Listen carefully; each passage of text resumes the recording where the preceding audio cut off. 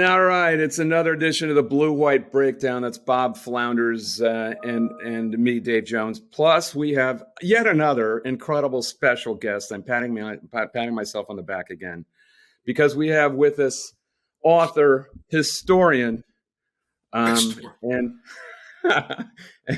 all-around great guy and podcast star now, Dan Wetzel from Yahoo Sports. Dan, how are you? I am well. How are you guys? Just living the NIL life and I like celebrating. Bringing me on during the hot time of the year. You know, you really bring your. That's the idea. When you come on the pod at the time of year when no one listens, that'd be great. Yeah, there's nothing to talk about. Sure. He's also an executive producer. Don't forget, Dave. He's an executive producer. He did the Aaron Hernandez thing on Netflix. Well, he's a lot of. We'll get to that, but a lot of books that are just hilarious, plus of a lot of influence. I'm of the opinion, and I don't know if you've gotten this, Dan, that Death to the BCS was the first boulder down the hill that really got us to where we are. Now, you could say that's a little convoluted logic, but I believe it really was, because it was the first thing that busted up the bowl system. And if you've never heard of Death to the BCS, when was that published? When did you do it? I can't remember anymore. 2010, and then we had a second edition that came out in 2011, I think. And what it really exposed was just how corrupt the bowl system was. I was just going through some old stories on John Junker from the Fiesta Bowl, and he was a star in the book. Yeah, he was great. What Dan really did was show everybody in college football how basically ADs and coaches were being paid off to maintain the status quo and leave college football under that system. And you describe the premise of the book for those who don't know, Dan. Well, Josh Peter, who's at USA Today now, and Jeff Passan, who's a baseball writer and ESPN guy now, and we just set out to. The project was like, why do we really not have a playoff? Not because they would come up with all this stuff, academics or, the grandeur of the bowl games and all these just ridiculous charity. So it's all right. Let's take a look. And we just started from scratch and went through it. I remember I got a gift. This package showed up at my house. It was the 75th anniversary of the Sugar Bowl. And they sent me this. I've got it right over there. Yeah. They got this huge book. Remember? It was like a huge I'm book. looking at mine right now. You got yours there? Yep. So I looked at this book. It showed up. They're going to go get them. All right. I thought I had it. I thought I had it under the bureau, but Anna must have moved.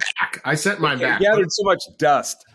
Yeah. It was this incredible picture book. It was retailed for like $75. Yeah, it's like it was the nicest gift I got. There it is. There it is. There's the book. There it is. It's the biggest book I've ever received. What's the price on that? It was a lot, like $50, $75. $49.95. Okay, $50. That was the nicest Christmas present. What was the mailing bill? $49.95. It was FedEx to my house. Yeah. So I literally sat there and said, some people I've never met just sent me the best gift I've got. I didn't get a gift over $50 that year, right? What the hell is going on in these bowl games? I think I covered a Sugar Bowl, but like, how much money do you have that you're just randomly mailing $50 gifts out to people around the country for, I don't know, what was I going to do with that thing? So I sent it back. So that was the start. We said, what is going on? So we went through everything we could, all the tax records, because these things are quote unquote charities, the contracts, you gotta, Freedom of Information Act, half this stuff, like 3 different ways to find. Wait a minute, Dan, you sent yours back? I did. I sent it back. You see, Dan sent his back and we kept ours, so that's all you need I to said, know. I don't take gifts from you guys. I sent it back. They're probably baffled. And then I launched a 3-year investigation. And only they had known what they did. Really well adjusted. Just the things that get me. These people send me a nice gift and I get angry and decide to investigate. What are you going to be like at 65, Dan? Oh my God. Yeah. I don't know. It took a lot of energy. I don't think I'll have that much energy. Anyway, what I knew we were on to stuff, all the ways that they basically rip the teams off, right? Because they'll be like, you've got to bring your band, and your band has to stay at this hotel for $229 a night for 3-night minimum, even though you could get the room for like $123 if you just called up. And then they have to pay for tickets to a half-empty stadium, including like seats for the tuba. And like basically like they just rip the schools off. And what was crazy is I had a couple different ADs and commissioners that I'm working with, and I'd be like, hey, explain this to me. And they would like, wait, what? Let me see that. What? Send me that thing, right? And they had no idea what the hell was going on. They didn't know. That was the amazing part. Some sort of knew, but a lot of people did not. They're like, I'm like, why are you agreeing to this contract? This is the worst contract I've ever seen. It's just the way it is. And they get a bowl bonus, right? Everyone's getting a bonus. So once you got in on that and you exposed that, I think it also changed the tide of the public and the media, because it was all the crap they would put up there. Like, well, we give to charity. They went in front of Congress and were like, oh, we give 25% of our money at the Alamo Bowl to charity or something like that. Well, we took a look. It's like 1%. No, you didn't give 25%. You didn't do anything close to that. Right. The John Junker you talk about, John Junker was amazing. And my numbers are going to be slightly off, but they're close. Like he had 4 country club memberships. Before you get to what he did, describe the person John Junker, because I think that's important. Yeah, he was a nice guy because he was spending, he buys drinks, buys this, glad handing. He just cuddled up to the college football commissioners till they just started giving him these games. And so like if you look at it, like if the three of us went to the NFL right now and we got in to meet Roger Goodell, we said, hey Roger, here's the deal. Okay, I know you guys run the AFC Championship game, and it's probably going to be, it's in New England or it's in wherever you have it, the top seed, Kansas City. Scratch that. Here's what we want to do. We want to move it to the Alamo Dome. All your fans have to travel, but we sell them the hotel rooms. We take about 60% of the money. It's completely inconvenient for everybody, but you get the grandeur of this dome stadium that no one wants to be at. We don't want to be at Arrowhead or Gillette. What do you think? Can we do that? How about I take over the Super Bowl too? Can I get 50% of the revenue from the Super Bowl? Because I don't think you guys really do a good job with that. I'll do a much better job down here in Miami. You get thrown out the window, right? You just be thrown. College football is like, these are our partners. These are just tremendous. Like, how hard is it to run a football game between Alabama and Georgia in Atlanta? But the leverage was for the bowl system was they were their buddies. It was cronyism. It's graft, yeah, cronyism to the nth degree, and guys like Junker with the two-hand handshake, the palm on the shoulder, and basically Junker 1 year. He had 4 country clubs, straight fries, golf clubs, strippers, whatever was necessary. 1 year is Amex bill. They averaged, and again, I'm going to be slightly off here because I can't remember the exact. $800,000? Yeah. Yeah. He spent it was like $1,700 a day every day on average on his corporate card. It's virtually impossible to spend $1,700 a day. Yeah, it's like a Richard Pryor movie. Spend that much money, and this was 10 years ago. Now with inflation, maybe you can do it. But how do you spend? Like, how many meals are you buying? What are you doing? And so you go through all of that stuff, and there was so many things. There's like he threw his own birthday party, Then we would even get into stuff we couldn't even quite print, but it'd be like, okay, when you're in this city, you have to stay at this hotel for an overpriced rate. Yeah. And then it just turns out, because we get people at the hotel and stuff, and they'd be like, yeah, the guy who runs that bowl, his daughter got married here on they had the wedding here. And you're like, yeah, there you go, right? That bill wasn't quite all the stuff. So when the commissioners and the ADs were like, wait, what the hell is going on? Now, at the end of the day, they still are using these bowls. But the biggest break is, will you ever just hold the game on campus? And they used to act like it's impossible to hold a football game on campus. Like they talk, like really, like if you get this playoff going and you get a first round matchup, and it's Texas is the 11 seed and Penn State's a 6 seed, and you play that thing in State College. It's the biggest game that's ever been played there. It's a massive economic boost for the city. It's the most exciting thing to ever happen in central Pennsylvania. It'll be unbelievable. And just like it is for the NFL, nobody sits there and says, oh, I don't want a Steelers or Eagles home game. Let's put that thing in Arizona. So only our richest – I mean, it's just crazy, the concept.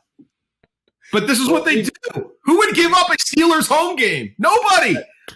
At least you got it into the realm of a playoff. We did get the playoff. It's a terrible playoff, but it's a terrible playoff. But the way I look at it, when you're in that realm of cronyism, and what about my money and what about my payoff?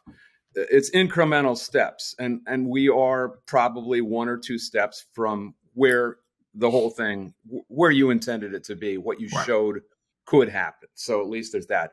Very close. In my mind, that book also was the first pebble in the landslide that led to autonomy because of the Power Five. Do you agree with that or disagree with that, or is that a stretch? Indirectly. I don't know. You'd have to explain that one. I think it was just really like, I think it changed some of I think it allowed people to question a little bit more. Like, why are we just doing what we always did? Yeah. And college football was like an underperforming business proposition. But I think more like, the things that have really hurt or impacted college football, it's like conference expansion. Like that to me was the biggest change of the game that's come along, because you've had rivalries, the idea of what's a conference has changed dramatically, things like that. I really felt a couple those kind of land grabs were more detrimental or more impactful than almost anything else. What were you doing in 1989 when the Penn State move to the Big Ten was initially announced, and then in June of 1990, I was younger. I was like in high school. You were in Michigan, someplace. I was in Boston. Yeah. Oh, I remember it being a big deal, but that was one team. That wasn't like I'm now rating your conference. Yeah, but I think it led to that. Florida State was very soon after, and that almost didn't go through. If Donna Shalala does not orchestrate the 6th and 7th votes, then Penn State would have been in the ACC, and God knows what we'd have. Also, I wanted to get as long as we're here, get into NIL and what you always said is like that. This is basically the way college football has always been. It's just over the table. It's over the table instead of under the table. Yeah, there's going to be more money, but this isn't going to ruin college football. There's still this hue and cry that NIL is going to ruin the game, and I do not get it. I think it's great, and I just think it's a different way of funneling the money. It's a different way of funneling it instead of it's direct deposit, and instead of going into mood-lit smoothie bars, and facilities that are going to do no good. So give us your views on that. Yeah, I think in 2 ways. The dollars are the same. Either they were under the table payments, and some programs don't want to do that or do it more aggressively than others. But it's certainly hamstrung programs. I certainly think Penn State would be one that, lost any number of recruits because they just weren't going to do that at the same level. I'm not going to give anyone a pure, bill of goods here, but I don't think Penn State was out there cheating for recruits quite the way maybe someone else. And then the money that just was being spent on facilities, right? That was everything. It was facilities and staff. So we need a bigger locker room. We need a bigger weight room. We need a bigger recruiting lounge. We need, now you got all these it's all about Instagram studios and waterfalls. I mean, Clemson's got a mini golf course and a slide at their football facility. I mean, so the money is going in, and I would rather that money go to the player's family, who's going to use it. And I don't know any player that would say, do you want to put this, any worker Okay, you have a job. Whoever's listening, wherever you work at a store, you work at a factory, you work at an office, whatever. And someone says, "Hey, we're going to remodel the office, or we're going to give you guys all a 5% raise." Go ahead. No one says, "I hope I get the most cutting edge office, and hope my office is better than our competitors." Oh, no, you want the money. Everyone wants the money. So that alone, will it change recruiting? I think it's, first off, right now, 5 programs sign like 70% of the top 100 players. Georgia, Alabama, Ohio State, sometimes it's LSU or whatever. Like when you get into it, this will even it out. You saw right now Louisville has 3 top 100 recruits committed in class of 2023. 2 are from California, 1's from Texas. They're not getting those guys, if they can't, whatever they're doing, I don't know. But if they can't sit there and say, "Hey, we have a collective that's going to guarantee you this," or "Come to Louisville and you can make this much money because we have a fan base that's ready to go." If it's about how big's my stadium or how big is my locker room, they have to take years and years and years to use passive dollars to try to catch up to Texas and Texas A&M. Yeah. But if they can go right in and say, "We got more money for you," that's how the world works. Why would you switch jobs? Why do 90% of people, if they switch a job, more money? Not these other things. So I think the talent will spread out. Notre Dame's killing it. I think we would all say Notre Dame's an unlikely school that through the years was cheating with payouts.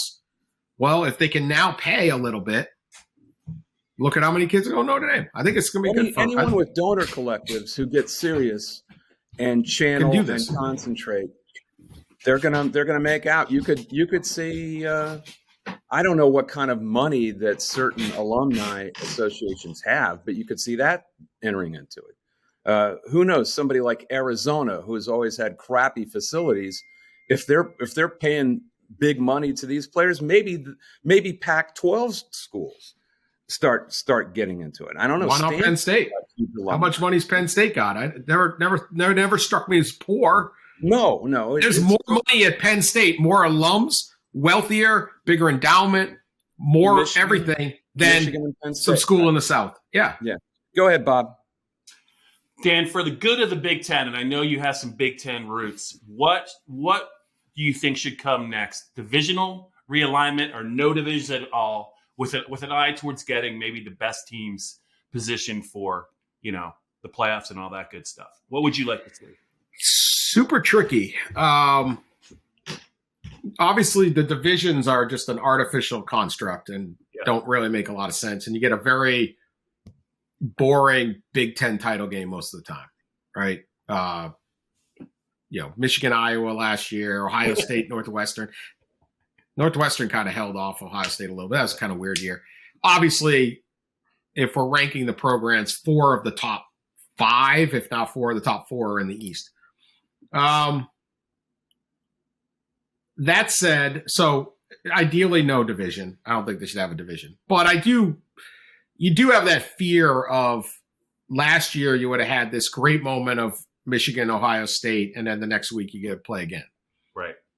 Now that can happen. Well, that really can't happen because you're always playing kind of in your division. I think, but so there's a little risk there. But then again, how often is that going down? So I would say no division, but that would suck.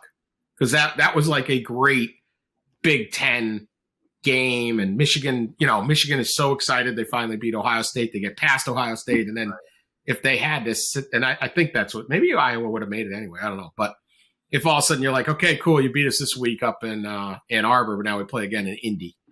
But that's kind of the risk you have. Go ahead, Bob. Yeah, one more for you, Dan.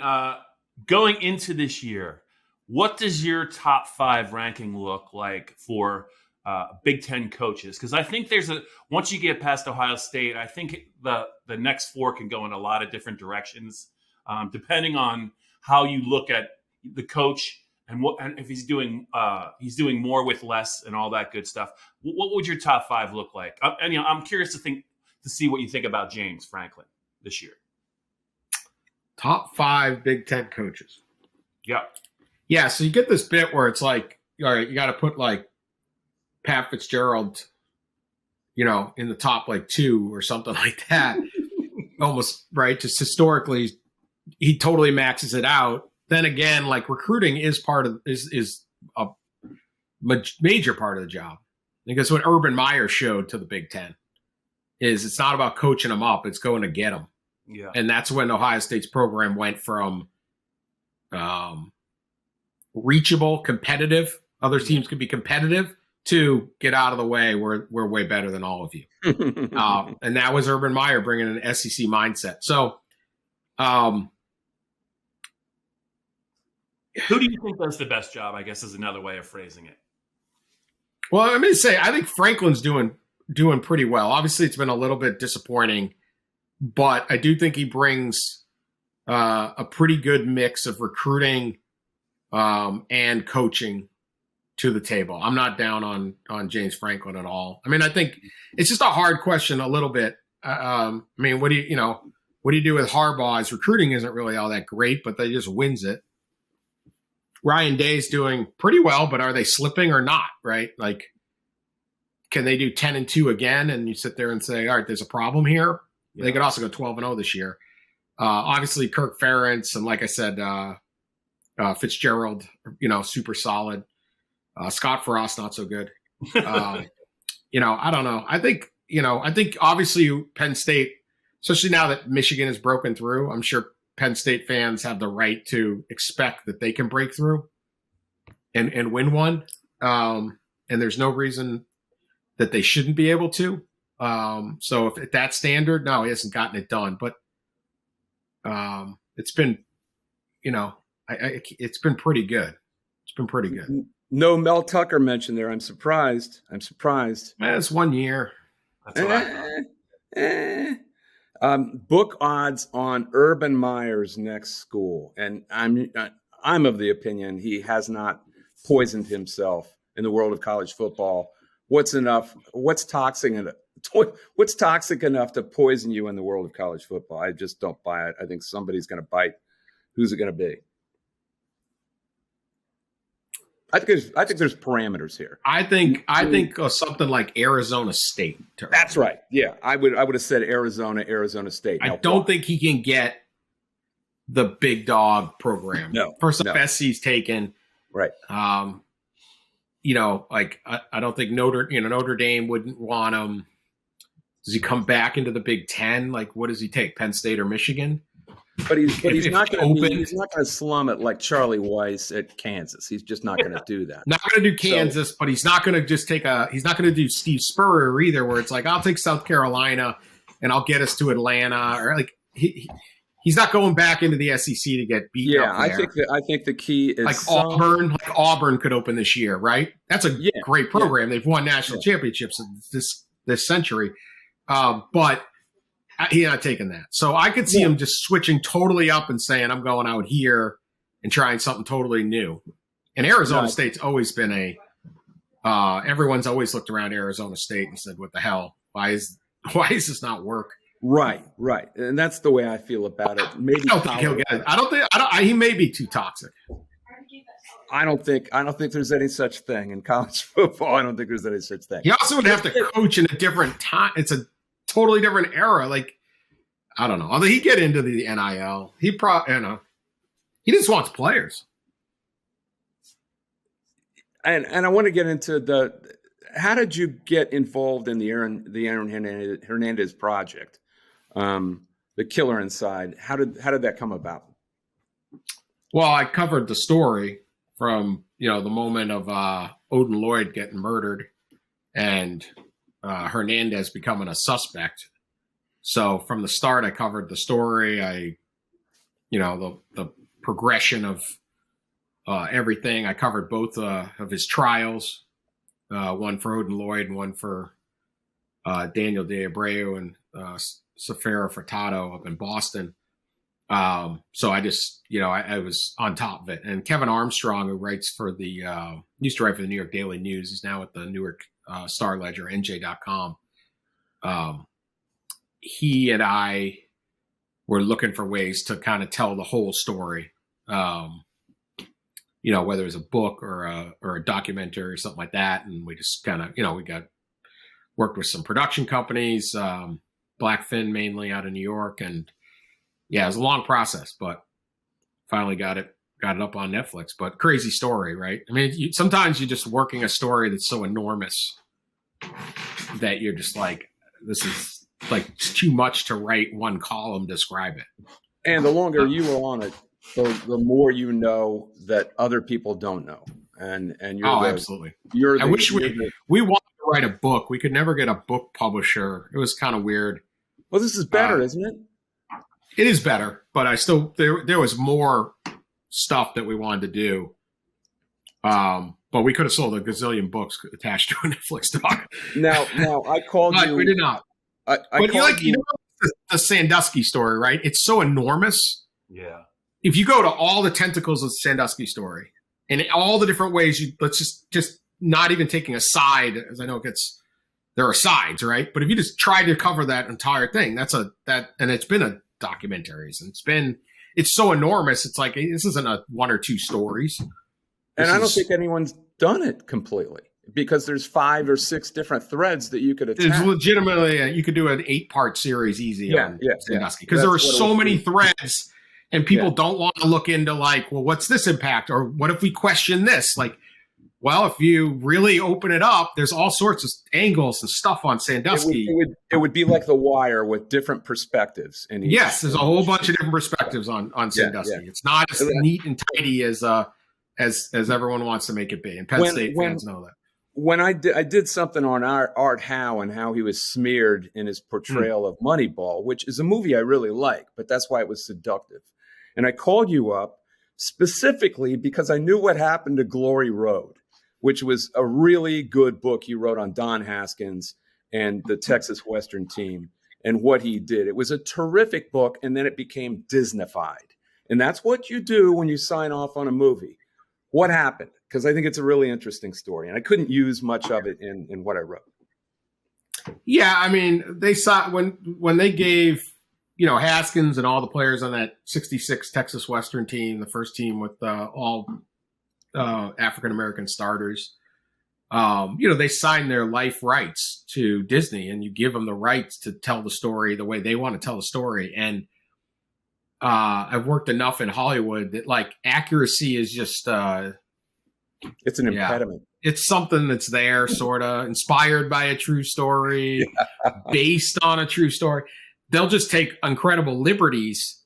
One of them in that one was if to be kind of, to be a little unusual, or I don't even know how to describe it, but like Haskins' team was extremely disciplined and would walk the ball up and he was a very conservative coach. He played for Henry Iba at Oklahoma A&M. They'd win games like 38-37, like this was defense first, 2 guys back on D, everything. And the Kentucky team was the running runts, what they call them? Running runts, I think. They were small, but they're up-tempo. They led the nation in scoring. They were dunking. Pat Riley, they're running the ball.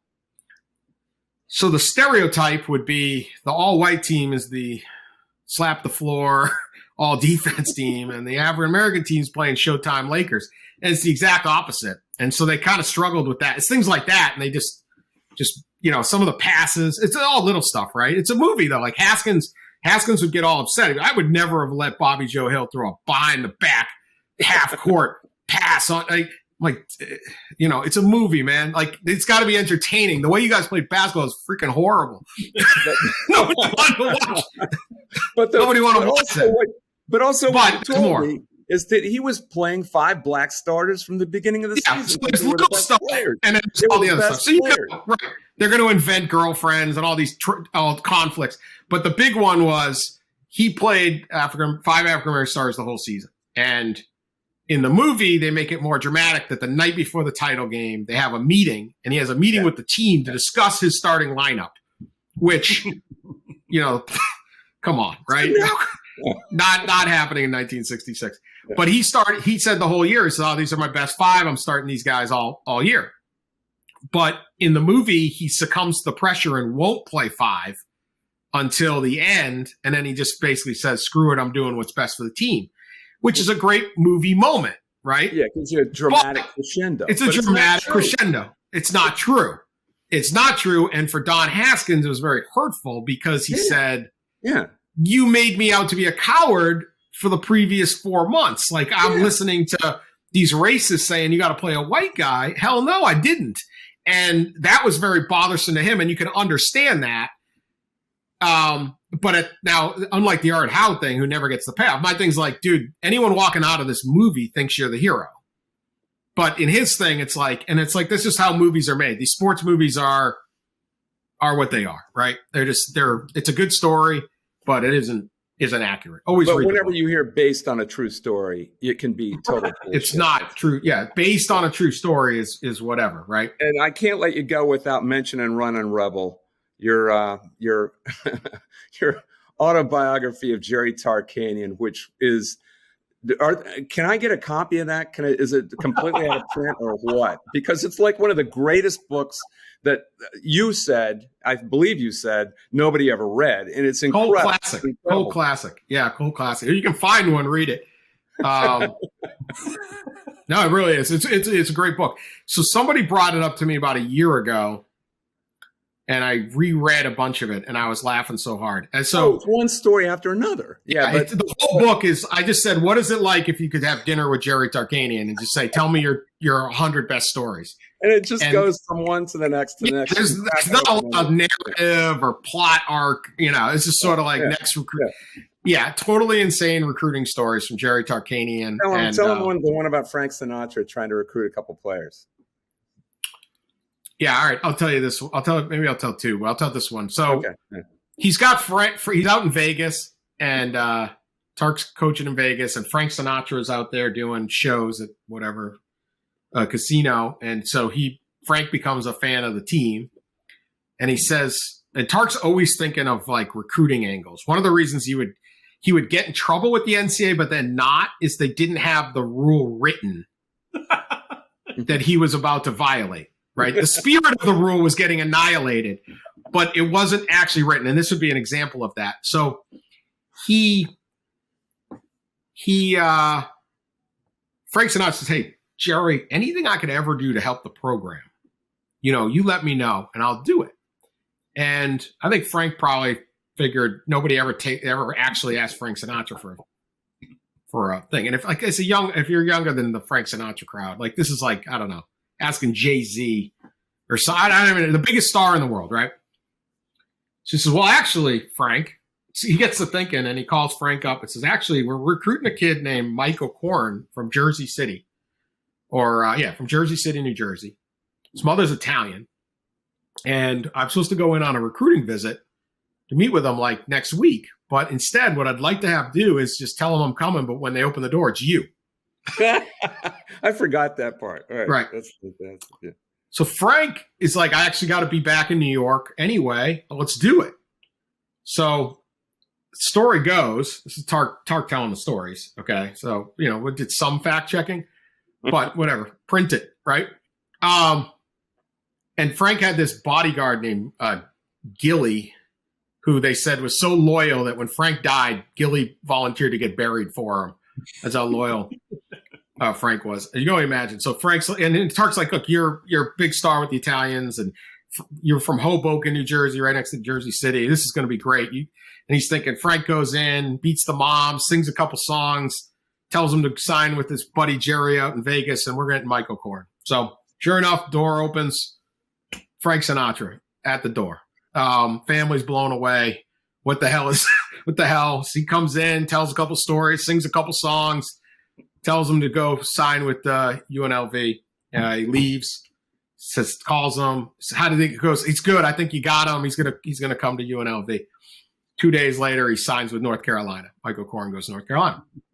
So Tark is upset that his plan didn't work, and he's upset he lost the recruit. He gets very angry when he loses recruits, so he's all upset. And the next year, they're in the Final Four, and who do they play but North Carolina?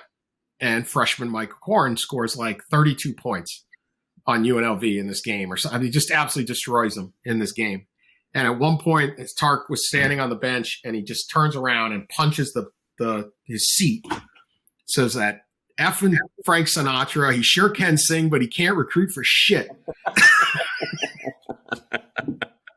So they had to come up with a rule.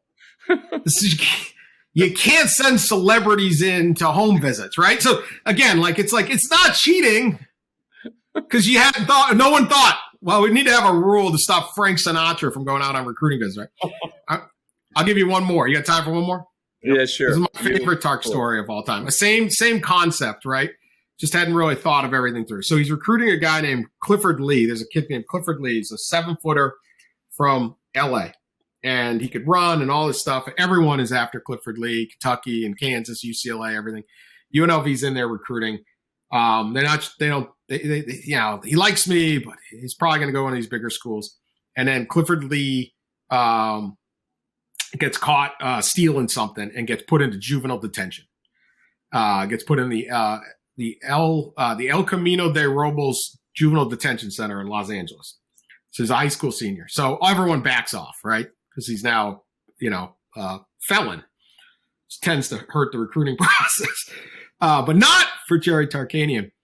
Just a good kid, just a little mistake, right? Second chances. So he goes and has a home visit with Clifford Lee in maybe it's El Paso de Robles. I can't remember. Whatever. He goes to the juvie and through the glass, with the phones, he's talking to Clifford. Hey, you want to, when you get out of here, you want to come to UNLV? He's the coach, your last guy recruiting me. Yeah, absolutely. Right.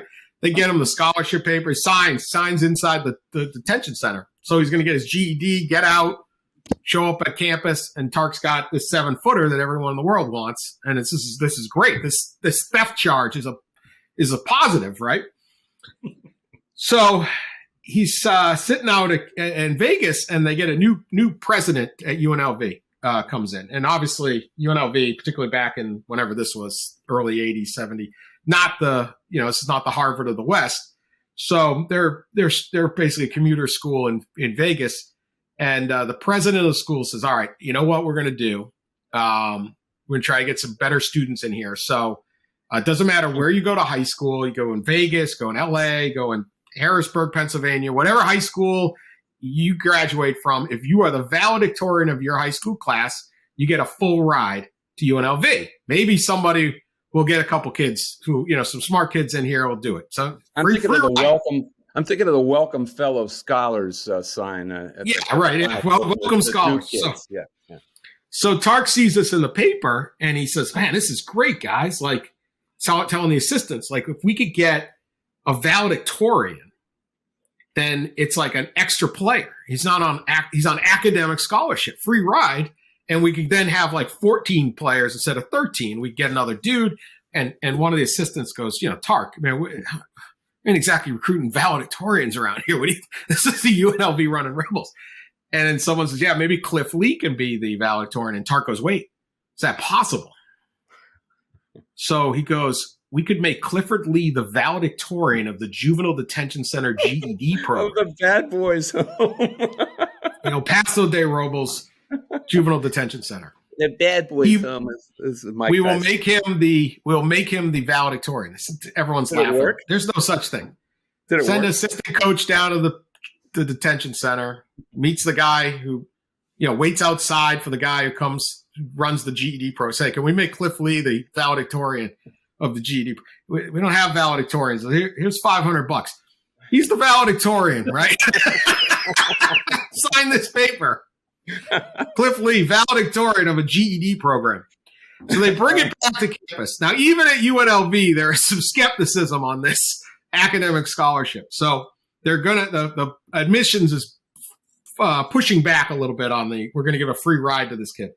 So they have a hearing scheduled, and Tark is going to make the argument that this is a legitimate valedictorian, just like any high school. This is so I said, all right, so how'd the hearing go? He goes, Cliff got out, and then he boosted a car back in LA and got sent back home. But he's still a valedictorian.